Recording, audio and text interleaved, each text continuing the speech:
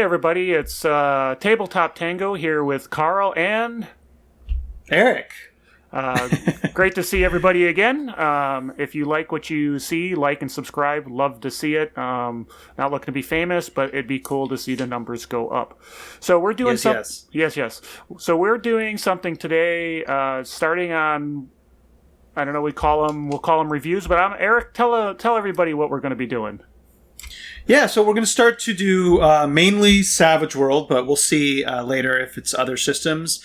Reviews on settings or companion books to the main book. We're going to be doing official stuff. We're going to be doing swag stuff. So anything else to add? I mean, that's pretty much it. Well, I think the goal is to give people an understanding of the books before they go out and...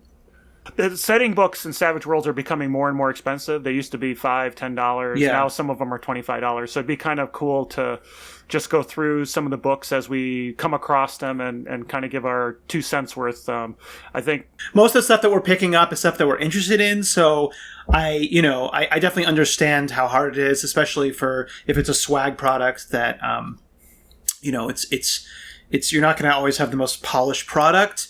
I think we're mainly looking at these as to like what the product is trying to deliver, what their like point is, and then seeing if it lives up to that. And not even if it's worth your time to buy it, but even if maybe something excites you about the setting, or if we just think it's a cool thing to play. So just trying to put some more of these settings out there and see if people like them. Pretty much. Yeah. Yeah. I mean, we're fans. Yeah. We're fans, so we're not trying to do. Yeah, we're fans first. Yeah. We don't. I mean, if something's really bad, we'll tell you. But I don't want to come off too harsh at all. But okay. So, anyways, let's move right into it. So let's. What are we doing this week, Carl? The first ever is going to be a product. It's a swag product. So swag is the adventure guild where you can self-publish on Drive-Thru RPG, and the first one we're talking about is Sprawlrunners, which, as the name suggests, is a cyberpunk type. I call it a mini setting. So I would say it's not even a setting. I would say it's think of it as a swag companion. It is like one of the Savage Worlds companions, but lighter for sure. That's a good way. That's a good way of thinking of it. Yep. Yeah, let's go right into it. I mean, so we're going to do our reviews much more structured, so most of them should follow the same type of format. So the first thing we're going to talk about is what's the genre? Well, it's cyberpunk. Yeah, that's true. Ahead of time, it's cyberpunk. And then the second thing it's a particular flavor of cyberpunk. Do you want to? Yeah, well, we'll get to that. We'll get to that, though. We'll get to that. Let's talk about. So you said it was a mini setting. I said it was a companion book. So what is the book trying to accomplish? I guess what was the point of what this guy was trying to make?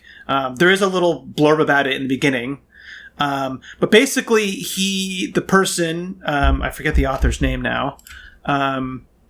But wanted this to be a light companion to kind of, there's no really lore in here, just to kind of throw on and do your own cyberpunk setting. I mean, this is what when you read the description is what it sets out to do, right, Carl? I mean, yeah, you were the first one to look at this, so yeah, I think the kind of it's a toolkit. It's providing tools to do some cyberpunk type game with a particular flavor to it. Obviously, it's got to come with a point of view. It has to have a point of view because there's so sure. Much. But it's really a kit to bring in and do a lot of things. So, but we'll get into the different sections of the book and what's there and what's not there. I do want to address something with this book specifically is that, and we'll talk about this more at the end in our final review, but while we said it is kind of like a mini companion, there's a giant cybernetically enhanced elephant in the room. And what is that, Carl? Do you know what it is? You know what I'm going to say? It's. Are you saying it's something dark, kind of like a shadow, and perhaps moving quickly? You might say moving running. Quickly. Yes, exactly. This is the beginning, and this is something that we usually would probably talk about at the end, but we should just talk about it here. And we'll get into we'll start talking about a little bit now that in the book. Everything is left very, there's not really that much talk about lore. The guy even has some tools for GMs where you can kind of help you make your own lore, your own setting, I guess. But as Carl was saying, every single kind of design decision in here is influenced by Shadowrun. This is not really every generic cyberpunk. This is very much Shadowrun, but that's just wanted to talk about up front because it's so pervasive, right? Yeah, and it's perfectly fine. That's the point of view it's bringing to the table, and there's a lot of people who love Shadowrun and want a Savage Worlds version of Shadowrun. But let's go ahead. Jump in. I was going to say we'll address that at the end. So let's move right along.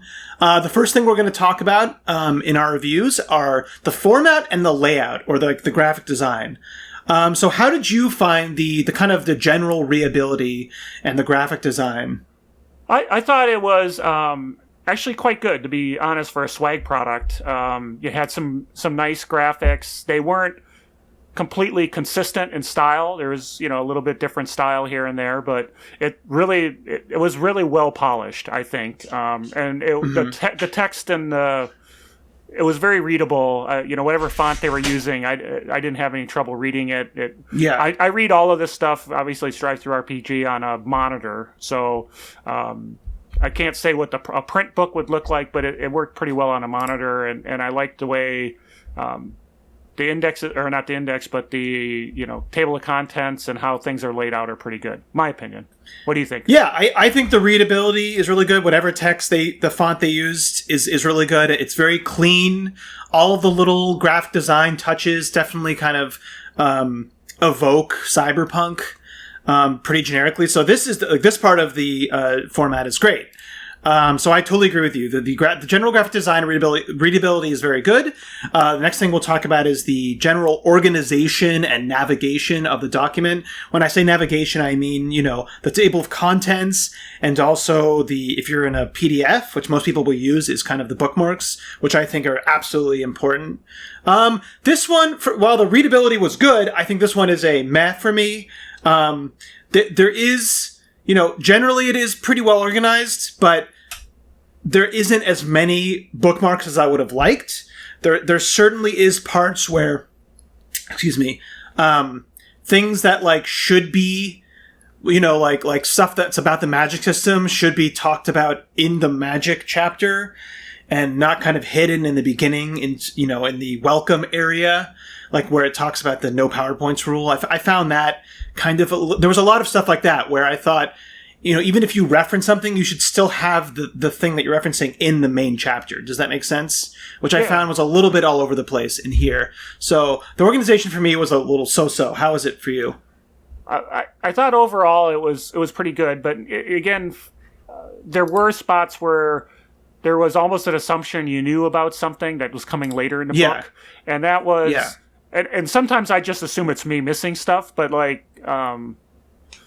some of the magic stuff where they talk about, I don't know if I get it, but stuff that the shamans do, and it's like, well, what are you talking about? And then later, suddenly there's the list of the stuff and I go, oh, now it makes sense. I know what you were talking about. You kept using this word, and like ice and the cyberware, or the cyberspace stuff. The cyberspace. They keep talking about ice, and for a long time I didn't even know what ice was until I got to that part of the book, and so that could have been a little better. Just explain what you're talking about at the time you're talking about it, and then, and that's fine that it's coming later. But I mean, overall, it was pretty good. I think it's a solid. Again, for a swag product, it's absolutely amazing. I would have thought this would have been, for the most part, a licensed product. I think, like I said, that's why it's a meh for me, is because of what I said. I mean, they do have what kind of pushes it up from being bad for me is that they have all of the summaries, like a pretty strong glossary, and they have summaries of their edges and hindrances and powers and stuff like that at the end, but not everything I would have liked, but they have kind of an overall view so you can clip to that, which kind of made it definitely easier.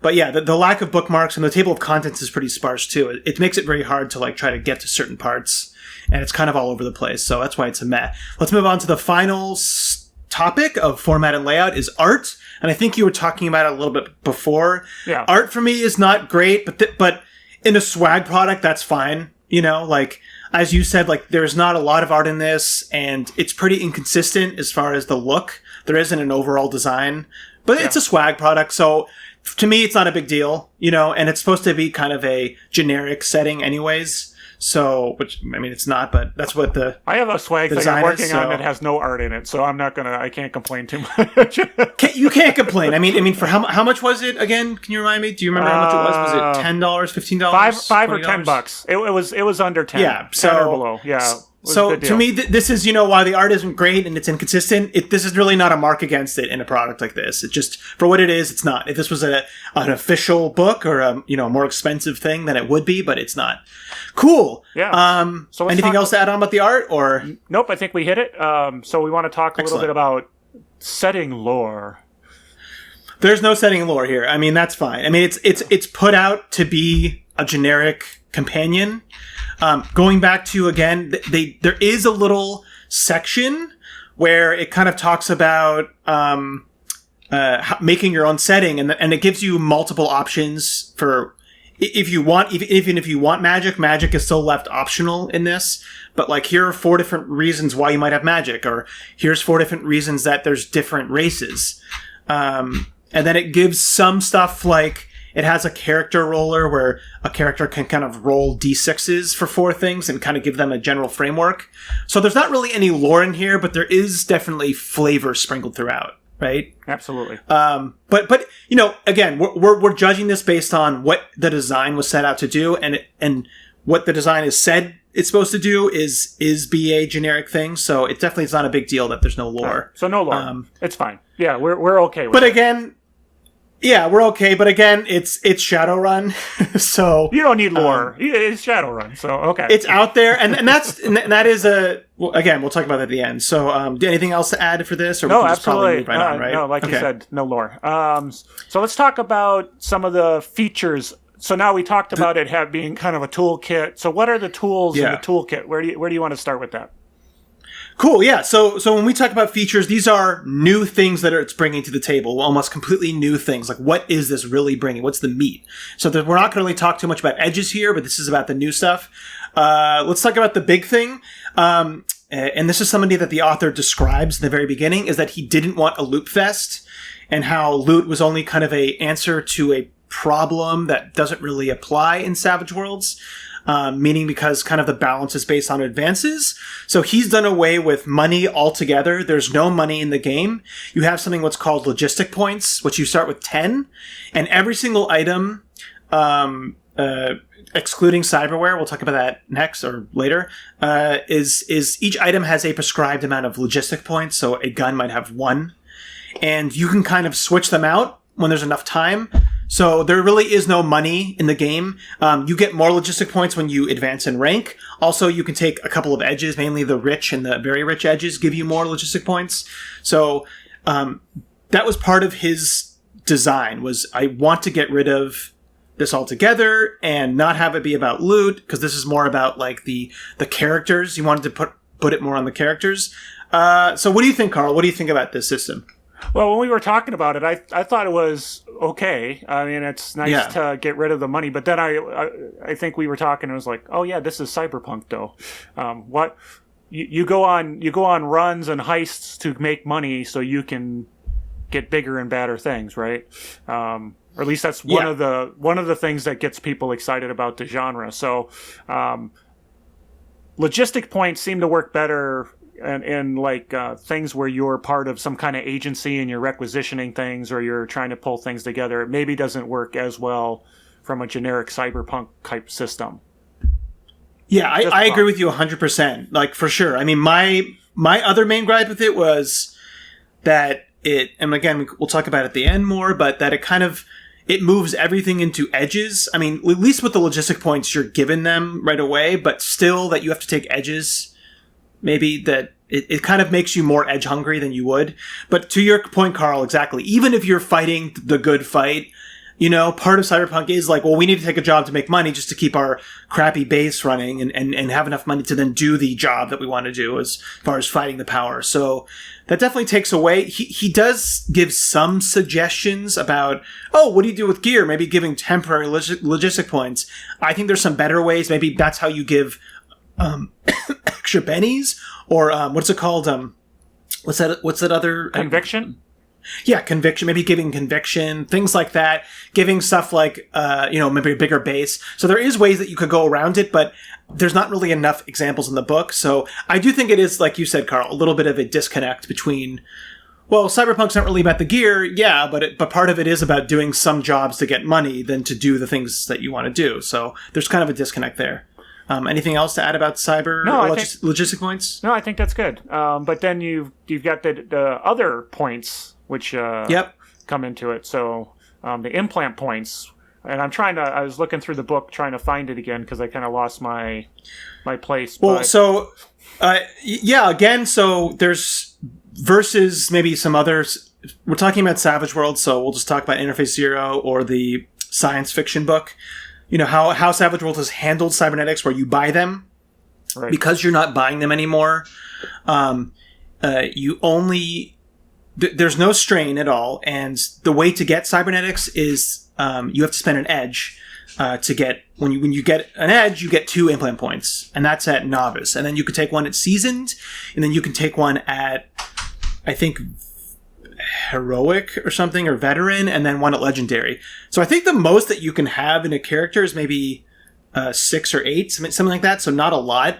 Like a common cybernetics is, agility +1 and putting your max up. That's 2 points. So for an edge, you get agility, which is pretty much, I guess, kind of equal with like in a normal advanced upping your agility. But I don't know. I get what he's going with because he got rid of money, right? So, but again, you have to take edges to get it. And I don't know. What do you feel about this system? I think it had promise. Mm-hmm. I had a hard time with things like an Interface Zero, and we played a long campaign in Interface Zero. Yeah. I had problems with strain because it was, you get something installed, you make a 1 roll, and you're either strained or you're not. But if you're not strained, then, doesn't matter. Now everything is just fine. I like this a little bit, but like you mentioned, it starts to feel more like flavor if you have a cybernetic that increases a skill, or not a skill, like a die type. Well, you could get an edge that increases a die type too. Or you could just increase your die type. Yeah, and he talked about that too. Yeah. He even talked about he didn't want to copy things that are already edges in the book, and you can reflavor. But then it just, I don't know. It's interesting. Like I think these are kind of cool. I mean, even the logistic points, like, I'm interested in them. I think they're a cool concept, but maybe some tweaking. But yeah, it's, and then so strain, there is things with magic. So we'll talk about magic in a little bit, but each point of implant points that you have kind of go against your magic, which is similar to Shadowrun. So, but again, this makes you spend advances to get it. So you're going to be more advance hungry, and you're never going to be that cybered up just because there's a hard cap on, I think it's like 6 or 8. So yeah, anything else to talk about? It's going to be tough to make a shiny boy in this one. Yeah. So yeah. Okay. All right, let's talk about the really, really big. I mean, this is what most people are probably coming for, is cyberspace and hacking. Okay, Carl, you want to... Well, there's two... let's start off. There's 2 ways that he puts together. So he has the concept of a slow burn, and then he talks about a fast lane. And the slow burn is I guess you call it the mini game, or the game within the game. It's more intense. Yeah, more intense, where you're actually playing through, interacting with the systems. You've got things that you're attacking and are attacking you, and so it's much more. It's much more like Shadowrun in the sense that Shadowrun has these whole systems to do that. And then the fast lane is supposed to be more streamlined, a couple of rolls to get you through.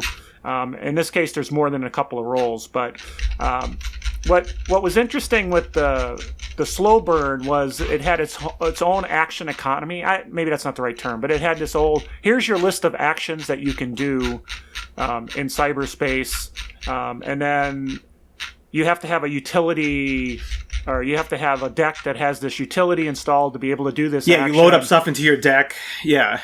So I had to read it through a couple of times to really kind of get the gist of it, to understand what it was trying to do, and I don't know. It was kind of complicated for me with all the utilities and loading them, and then you have certain actions you can do, and then you have these things called ICE, which are intrusion. Oh, something lost the. It's a classic. Intrusion counter something. I don't know where the E came from. Intrusion countermeasures, I think, was what it was, but it's the acronym's ICE, so I'm not sure which. Okay, well, I got it. It's cyberspace intrusions countermeasures. Yeah. There we go. There you go. So. Yeah, I agree with you. I mean, it's so slow burn is it's. I don't think it's too. It's okay. The right words. It's not too it's not badly done. It's interesting. There's a lot of cool stuff there. It's definitely there's a lot of options though. It's very complicated. I think our main gripe was that it's Savage Worlds. It's supposed to be fast, furious, and fun. Do you every single time the hacker wants to hack something? You spend 30 minutes of them in a separate battle map. And that's what it would be. I mean, that's what the rules are, is that it's 30 minutes, it's an entirely own battle where you use, basically figures, like you would use in a normal battle as to represent ICE. Much like, playing the game, like a Shadowrun computer game or whatever, or the tabletop. So I don't see it ever really being used, but we'll talk about that more at the end too. Unless you had a whole party of hackers, and that's the whole thing they do is hack systems or something. I guess. Yeah. So there's that. Then there's the fast lane. Now the fast lane is supposed to be the kind of quick, more narrative version. But to me, it's not that interesting. It works kind of like a dramatic task, but there's just 5 stages, and each one is just a hacking roll. And there's not really any decisions for you to do. You just kind of roll. And, you can still get a complication from pulling a card, but you don't really... I guess you could decide to pull out. That's pretty much your only kind of mainly decision. Most of the edges in here are for the slow burn, and most of the, kind of stuff that you could buy for your deck... I mean, not most, pretty much all of them are for the slow burn as well. The fast lane has you can buy utilities, but that just kind of affects your modifier to hacking rolls. It's just general utilities, and without it you have with it you have a +2 or something. So there's a big table of pluses and minuses for the fast lane. I almost wish, Carl, what I was hoping for is that the fast lane could have been the slow burn, and then given it some more interesting options that you could actually do, in these stages, and then have a actual quick hacking system, where maybe it's just 2 rolls, and maybe you have one things with target numbers, but if there's black ice, it's an opposed roll. So that's what I was hoping for, and that's not really what we got. Do you have any other thoughts? Well, and to be completely honest, I bought this book, or I bought this because I wanted a hacking system, because Interface Zeros was kind of, I don't know, difficult to grok, and it wasn't as good as it could be. And I thought, hey, this is it's got a lot of promise, but I kind of went back to my own fast burn, which is a roll to hack, a roll to program, a roll, and that's it, right? Because I didn't get enough out of it. But I liked where they were going with it. But like you said, this would have been cool to be the slow burn. Get the one-on-one with the hacker doing his thing in a quick kind of somebody lost my train of thought. A quick I'll just continue. I lost it. It's all right. Yeah, so it's definitely mixed reactions from us. I think, again, the fast lane option could have been the slow burn, just with some more stuff, because I find the fast lane just not very interesting. It just looks pretty boring, just making 5 hacking rolls each time, and then having its own fast system, an actual fast system, would have been nice to choose between those. Because you're just really not giving that many options for the fast lane as far as the hacking character. Now let's talk about the other main thing, is the magic. Now, magic, he talks about that it's kind of, this is an optional thing for your game. But here's magic if you want it. Most of the magic is left the same. You have 3 traditions. You have the chi adepts, you have shamans, and you have mages. Basically hermetic magic. I mean, this is just straight Shadowrun. This is just taken exactly from Shadowrun. Most of it's left the same. The mages have the biggest spell list. the chi adepts are basically magical cybernetics. I mean, it's treated the same way. You use an edge, you get 2 chi points, and then you can use those to get special powers that are pretty much like cybernetics, although it's a very much smaller list than cybernetics. I mean, there is some of the stuff in the chi powers are different than the cybernetics, but mostly they're kind of the same. So generally, I mean, honestly, cybernetics seems better, but I guess it's more of a flavor thing. I don't know if you got that same feeling for the chi adepts. Yeah, I guess I don't know if I took that away. I was looking at it as maybe it is more flavor, because you can do a lot of the same stuff with the cybernetics, so it adds flavor to it. But then, even in some of the other games, you had a similar stuff where your chi adept is using powers to do some things. I mean, Interface Zero does the same thing with cyber monks or whatever they call them. So yeah, I thought that was done a little more. Yeah, it's a cool idea. I like the idea of almost like you're buying superpowers, but it's very low power, level. I just wish there was more options for the chi adept, and like most of the combat options are not that good. Like there's one where I think it's a veteran chi power, and it's like I think it's. We're talking about this more because this is kind of the unique thing. It's a heroic power, and it gives you your unarmed attacks AP2, and that's it. Like to me, that's just not very good. Like I don't think that's very strong. But at heroic level, I mean, too. If you're already unarmed, you're already kind of working with not the strongest options. So I don't know. Okay. Anyway, so that's the chi adept. Now mages are, like I said, kind of have the biggest magic system. Shamans have a much more restricted list. But the big thing is spirits and summoning. There are rules for astral space, but it's very limited. And this is definitely a Shadowrun thing. I don't know if you read through this, Carl, but what I didn't really like the astral space because it was pretty much giving anybody, the shamans and the mages, basically a detect arcana and like detect emotion, whatever that power is, for free. You don't have to spend any power points. But it doesn't really address that power, the Detect Arcana, Conceal Arcana. I mean, obviously, Conceal Arcana is still viable, but the Detect Arcana is just kind of left out of how does this interact with that. I mean, I guess it's still, if somebody was using the Concealed Arcana, then it would make sense. But I don't know. I almost wish they just like, if you're a shaman or a mage, you just get Detect Arcana, the power, and you can spend power points and it works normally. And then, I just wish that was more addressed because they really don't talk about it. Right. Right. I don't know. Did you have any other thoughts about astral space? No, I think. Okay. I think you hit it. It's flavor that there was another kind of simpler mechanic you probably could have just used, like you mentioned. Yeah. Right. So.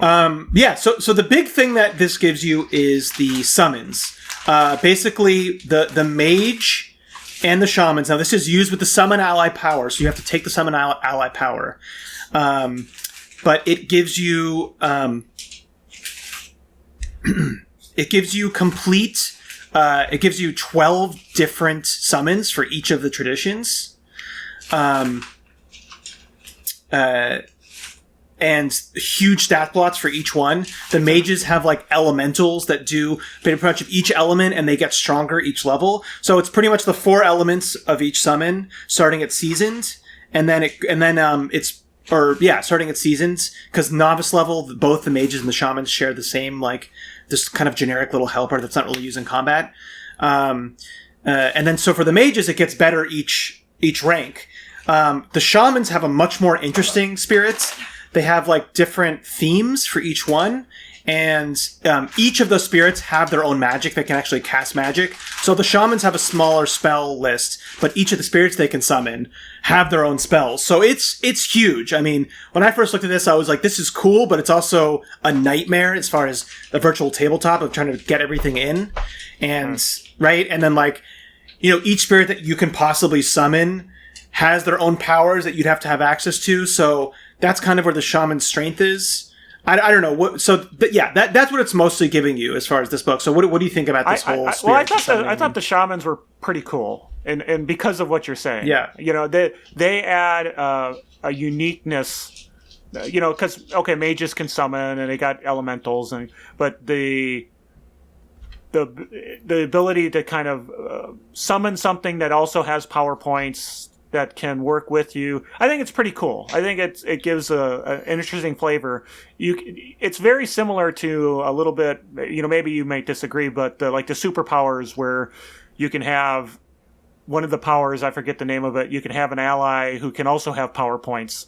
So it's Sidekick, yeah. Sidekick. So it's I thought that was pretty cool. So this is the kind of thing I might slot into a game. That's one of the takeaways I would take and maybe leverage. Interesting. Yeah, I thought it was pretty cool. I actually just I thought, Yeah, I agree. Yeah, it's cool. I just think it's logistically pretty difficult just because there's no restriction on what spirits you can summon besides what rank you are. And so one thing I forgot to mention is that it uses the whole magic system is using the no PowerPoints rule. Oh, yeah, yep. With a tweak. So basically, if you roll a 1 on your skill die, you suffer their version of backlash, which is actually kind of harsher than what it is in Suede. Now, here's where I have almost the biggest trouble, Carl, is that I don't think the no PowerPoints rule on its own is really the best. There's definitely not enough edges for it. And he doesn't really address that in this. There's not really any other generic edges, like anything to help you with power preparation in this. Also, he doesn't really well describe like how backlash works because, he says, on a 1 on a skill, you suffer the, and here I'm trying to go through the document, and again, it's kind of hard. You go through their version, their drain, it's called, which is their version of backlash. But it doesn't talk about when you fail a roll, are you getting fatigue the same way? So I wish there was some more talk about how it's actually interacting with the no PowerPoints rules from Suede because I was a little confused on how they interact. And just a 1 on the spellcasting die seems a little harsh compared to, normally a critical failure, which would cause backlash. Although failing a roll does cause you to lose your powers normally. So I don't know. That was a little weird to me. Also, I guess something we can just bring up here is that there's a lot easier way to get fatigue from spellcasting. Also, there's a Cyberware. There's a lot of other ways to get fatigue in this, but he didn't decide to use there's the dump shock, but there's no like extra fatigue, which I would have liked to have seen. Whenever there's like a lot of ways to get all this extra fatigue, I thought, I always like the extra fatigue rule where you have to take 1 more fatigue before you're incapacitated. Oh, the 3 points. Incapacitated. 3 points of fatigue instead of 2 points. Okay. Yep. Yeah. So I don't know. Anything to talk about then with as far as the no PowerPoint rule or? It's not my favorite, but anyway. Yeah. Again, we played a Cyberpunk game, Interface Zero, with no PowerPoints, and I don't know. It was okay. It's okay. There's a way to do it better, and anyway, so that's what it's used in this. The last thing that it kind of brings is foci, which is pretty much these magical items that you get with your logistic points, and they kind of give you some little bonuses for spellcasting. So it's cool. I mean, it kind of just wraps up in there with what do you get as a spellcaster. It does. So the final kind of new thing I would say it gives are drone jockeys. Did you want to talk about at all about that, or? I didn't spend a lot of time on it. It wasn't the thing that grabbed my attention. Yeah. It's left pretty sparse. I mean, I like. It's given some pretty sparse rules. You have to use Cyberware to get access to it, and then you basically buy drones with your logistic points, just like anything else. So anything besides powers and Cyberware is using logistic points in this. So I do kind of like how, it's funny because, and we'll talk about this more in the gear, but in the beginning he talked about, I don't want a ton of, items and all this like gear, explosions of just tons of gear. But then, I mean, there actually is a good amount of gear, and the drones, there's kind of like basic chassis. Did I say that right? Chassis, right? Or chases? Chassis. Chassis. Yeah. There's the basic chassis for different things, and then there's a couple of mods, I think. So that's cool that you can kind of manipulate stuff like that. But yeah, the drone one it's good enough. It gives you some drones to choose from that do different stuff. I mean, there's only like 4, I think. but they're different enough where it's like there's an attack drone, hunter drone, recon, surveillance. I mean, I would like to have seen some more mods for the drones. It's a little bit more crunch there because if again, we're going back to this is supposed to be generic, but if it's Shadowrun, if you want to be a drone jockey, it's usually fun to have like add-ons for your drones and everything. So I wish there was more of that actually, just to make that part of the playstyle more interesting. But it's good enough, right? Well, yeah, it does. Like I said, it wasn't the thing that really grabbed my attention, but it does the job. It's passable for sure. Yeah, it does the job. All right, let's move on to unless you have anything else to talk about the new features in there. No, I think that's good. Okay. Are we talking about gear? Or are we doing? Are you? Let's talk about we'll talk about character options. Let's talk about edges, hindrances, and races. So, you want to talk about the races that are in here, or Shadowrun? Yeah, exactly. They are just basic Shadowrun. I mean, yeah. You got your dwarf, elf, human, orc, troll. Troll. Yep. Yeah.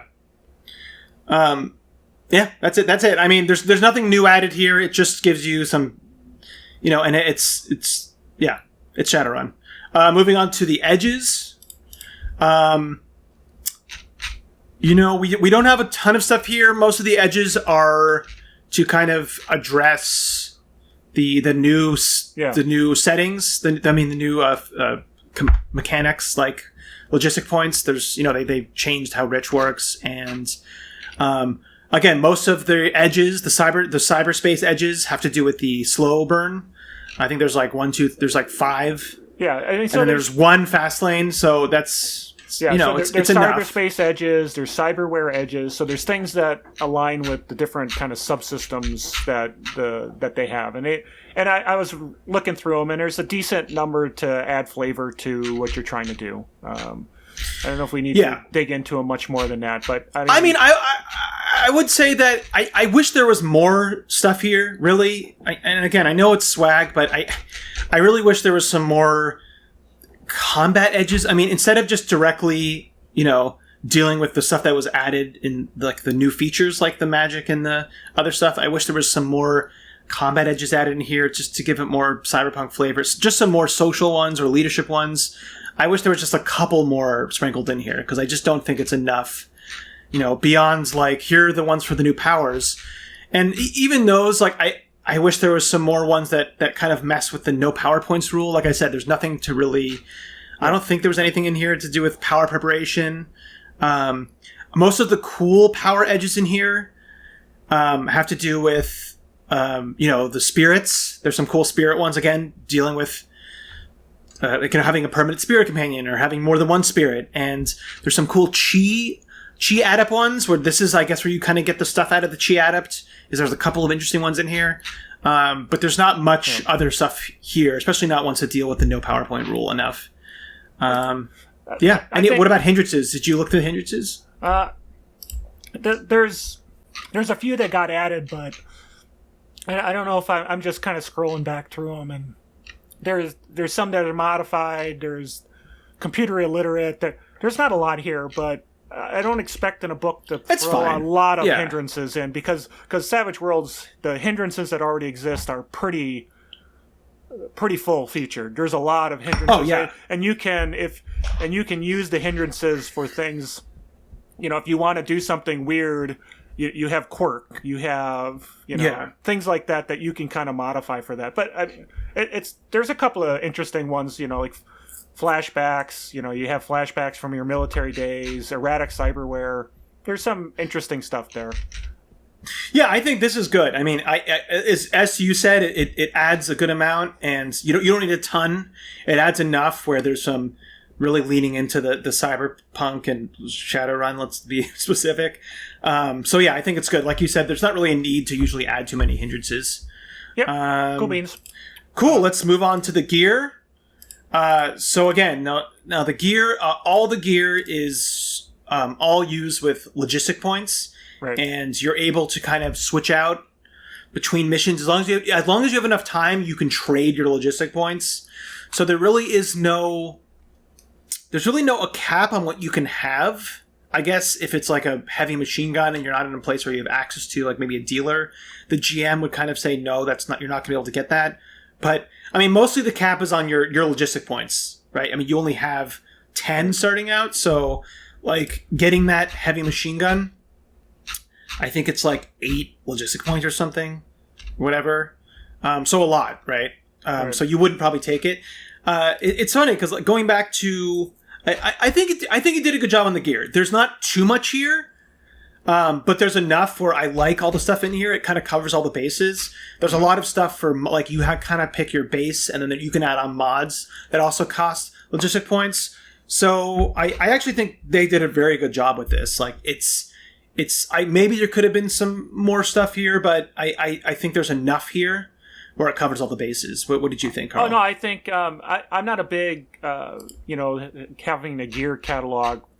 Yeah. A huge gear catalog. Because, in Savage Worlds, weapons are sort of templated out, right? A gun, it's pretty much kind of the same as another gun, as long as they're, about the same, a pistol's the same as a pistol. So I thought it was a really good selection. The gear that's aligned with the kind of the setting, there was a really good amount of that you could pick and choose from. So I think it did a pretty good job on the gear as well. I could see just kind of taking this, and if I was trying to play a game where I wanted to just sort of put this out in front of players and go, here's the kind of gear you can get without it getting bogged down into, it's a FNA, FAL, it's a whatever, it's a this, it's that. It's pretty good. You got SMG, compact assault rifle, hunting rifle. Nice, simple templates that you can use, and then people can add flavor of their own to it. Yeah, and he talks about that. I mean, it's like there is these basic frameworks, and then there's mods, and then you can kind of, he says, oh, you name them this way, or you can add a name this way. So these are purposely meant to be generic. Cool. And each one's enough. So yeah, I think it's a good job. The cyberware is in here. Now just something also quick to note is that ammunition is also purchased with logistic points. Same thing with like med patches, stuff like that. So everything, even consumables, are all used with those logistic points. And obviously once you use them, then when you're off the mission, you can get more. The cybernetics, there's a good amount of cybernetics or cyberware. I don't know. There's a good variety, but most of them aren't too interesting. A lot of them are just kind of meh, I found. But there's some cool ones in here, and there's enough where it's not just everybody's going to have the same one. But I don't know. I found some Interface Zero had some more fun ones, I guess. Yeah. Well, I think it covers most of the bases, like basic stuff for sure. You got your head jack, you got your ability to use your hands as weapons, you've got the basics are all covered, I guess is what I'd say. The basics all covered there. The basics are all covered, yeah. And there's some cool stuff in here for sure. Don't get me wrong. Some of the stuff's a little bit weirdly priced, like so there's in Shadowrun there's like these cyber weapons, I think they're called. I can't remember what they're called, but there's like stuff like the razor nails or spurs. So taking the spurs, for example, it's a retractable blade that comes out of your hand, and it does strength plus D6 damage in melee. But it's, which is like, okay, that's cool. I mean, I guess for being hidden, but it's 3 implant points, right? So now when we talked before that when you take an edge, you get 2 implant points. And you can only take this edge because it's not repeatable. There's just other edges that you can take. And I think overall there was... Let me make sure. There's chromed, man and machine, more machine than man, and then you can take more machine than man legendary. So there's only basically 8 implant points total if you spend 4 edges. And then there's implanted, which allows you to take ones that don't cost, which I was a little confused over. So you have 8 total if you spend 4 advances on it, and the spurs, which is just a strength D6 weapon, costs 3 of these points. That seems kind of expensive to me. And there was a little bit of that around. I don't know if you felt the same way, Carl, but I didn't spend a lot of time doing kind of that cost analysis, but I think I agree. It's pretty expensive overall with respect to the points. But again, you're using points to buy it, which then you need edges versus, again, goes back to the cyberpunk kind of thing. I'm making a lot of money. If I got a lot of money, I can chrome myself up to the max, and maybe it's overpowered or maybe it doesn't, have balance in the game, but it's kind of cool to be able to do that if that's, sort of your shtick. Sure, but like... in Cyberware here... And if you look at it this way, you could get... Sorry, go on. No, I was just going to say, this one doesn't lend itself to that play style. That's all. Yeah. That's all I'm saying. Being chromed up. Yeah.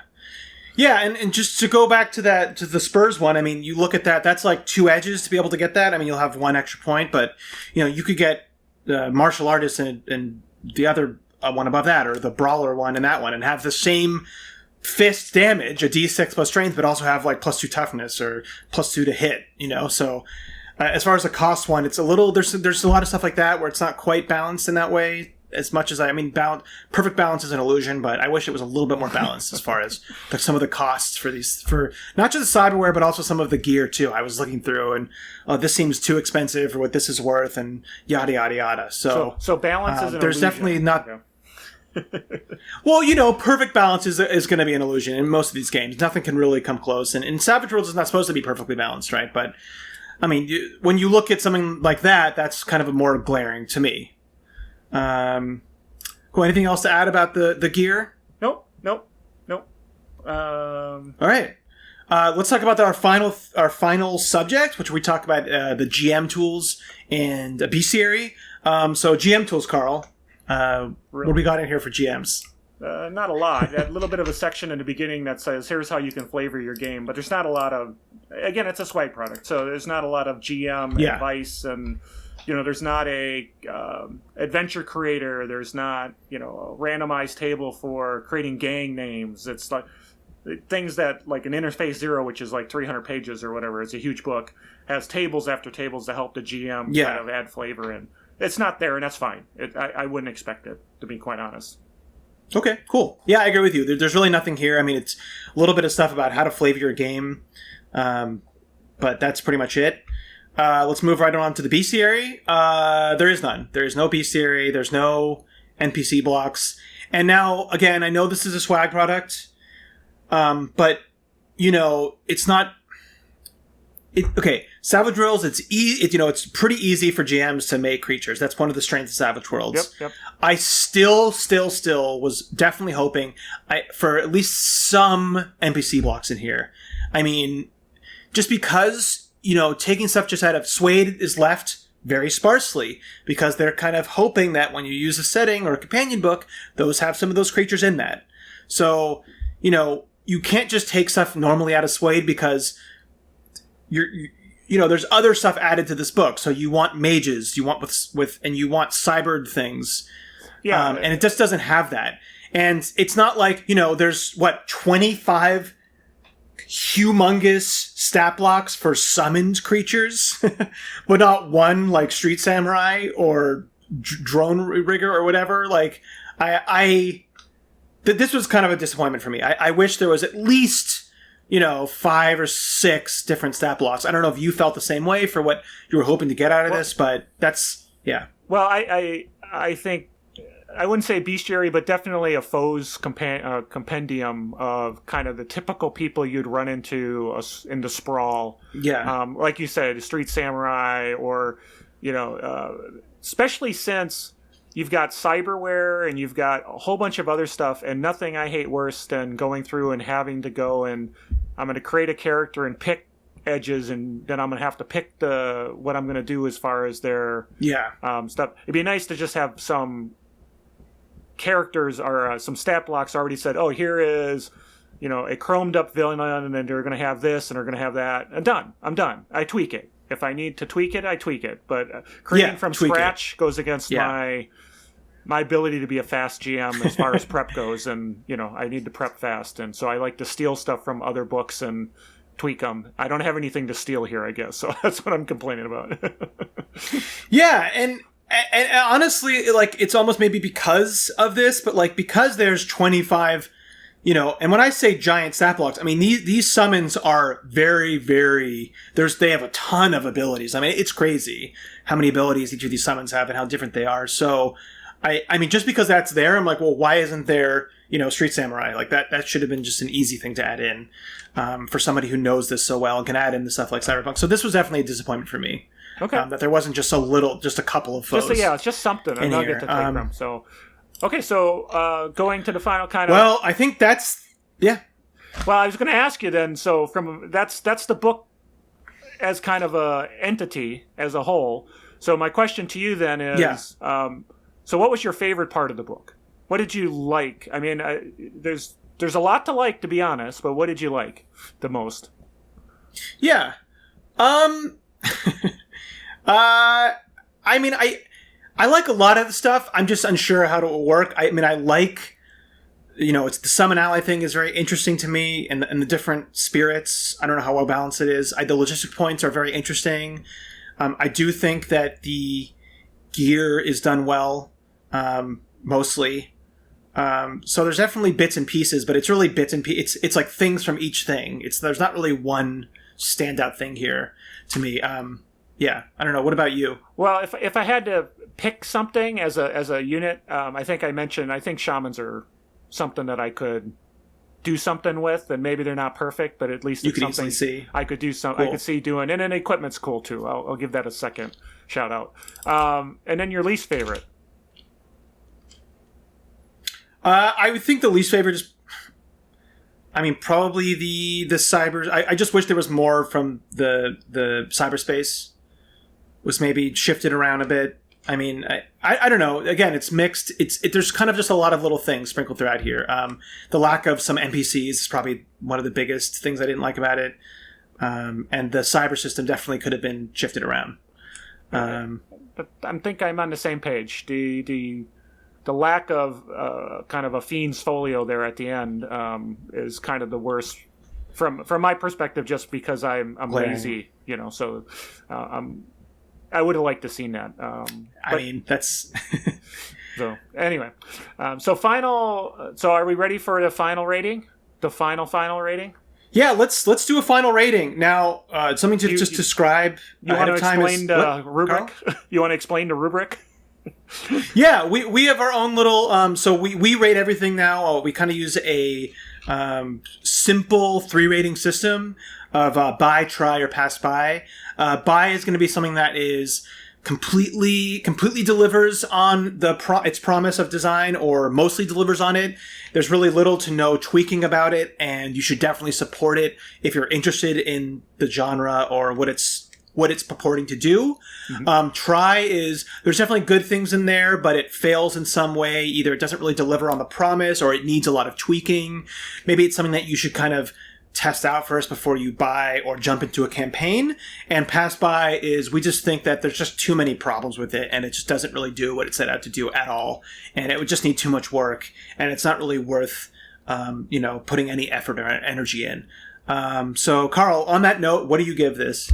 Well, with that 3 points, I give it a try. I think there's some good stuff here. I think the things that we mentioned, you could tweak it a little bit. If you're into Shadowrun, there's a lot to love here.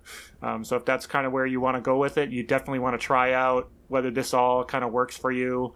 But definitely there's some tweaking that would have to be there to make it. You just can't take it whole cloth and just run with it. How about yourself? Yeah, this is a definite try for me, but with a very big caveat. As you were saying, there's a lot of good things in here. I think overall, it's well presented, but I don't think it really, and this is where the caveat is, I really don't think it delivers on its promise. This is not a cyberpunk companion. This is Shadowrun.